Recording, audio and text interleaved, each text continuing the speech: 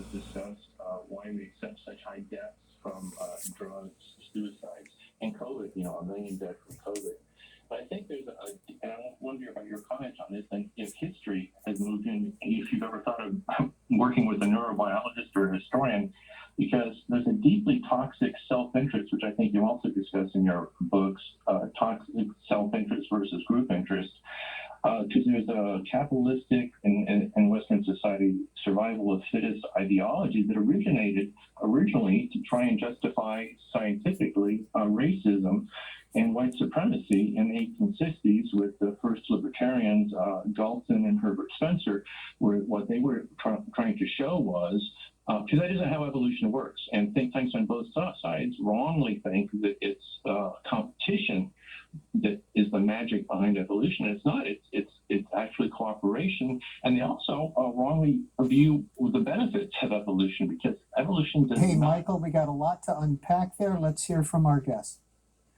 Yeah, thank you, Michael. This is a very interesting idea, and one that I'm still kind of wrestling with, thinking about, writing about. But I do believe that you're right. There was a period, and I try to really be the beginning of the Reagan administration. We also see it in England, the beginning of the Margaret Thatcher administration there. You begin to see this move away from the collective ideal. All government is bad, government's part of the problem. And they were addressing real issues. I mean, government had overstepped, in my opinion. There was a certain significant overstepping, but that does not mean, of course, the pendulum has to swing all the way to where it did. And my feeling is that as time went on, we lost sight, because we were so prosperous, certainly in this country. We were so prosperous, we felt we didn't actually need one another. You know, we didn't need that collaborative, collective community approach to life. We could, you know, everything was done for us because we had every service that you could possibly need in this country. We began to believe that we were somehow, you know, exceptional. All those rules don't apply to us, right? And I think that that's what began to happen, certainly with the Reagan administration, and then that pendulum began to swing, and you began to see all these towns. For a good example is, okay, you want free trade, there's arguments for that. But you have to do something for those towns that have lost those factories that go to Mexico, go to Malaysia, go to China in colossal numbers. And it was almost as if we felt as a country like, well, you know, you lose, time for you to suck it up and rebound, you know. Coal goes away, we know it's your bummer, it's not ours. And I think that was an attitude, a prevailing attitude in this country that I think became very damaging.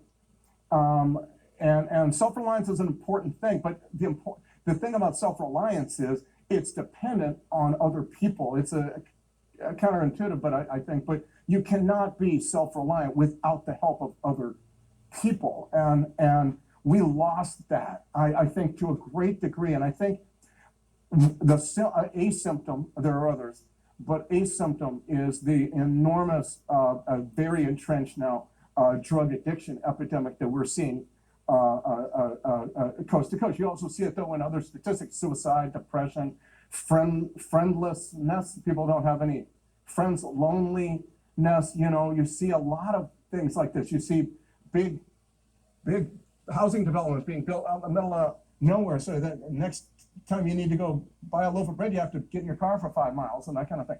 All of these things seem to be baked into American culture in the last 40 years. And I think the effect has been to corrode that community feel that we took so for granted, and has enormous benefits to us. And one of those is to, as a bulwark of defense against things like drugs. When you think about it, we evolved to be community beings. Human beings evolved to need, not to think that community was a good thing, to absolutely need it. We don't survive as a species without that movement towards each other that is essential. And we got away, in this country, in the last 40 years, we believe that, well, it didn't really apply to us. And so you're seeing a lot of the things that sociologists and mental health experts and on, and journalists are noting about our culture today. The mass shooting phenomenon is another one. All of that kind of stuff. I think because we have just kind of shredded all that brought us together in that dreamland pool, and those jobs that went away, and the Main Street that had to finally buckled under to Walmart. All that's part of that same story. Sam Quinones, you brought up Walmart, which plays a role in your writing. What is the role? Well, yes. Walmart is, first of all, a sign that you have no more Main Street in small town America. It's a sign that your Main Street is dead or dying, or it may have been the reason that your Main Street is dying. But it's also, I think, a very important thing that people don't understand about Walmart is it's also the place where you it's also the lubricant of the drug trade in many towns. And I heard this from too many addicts to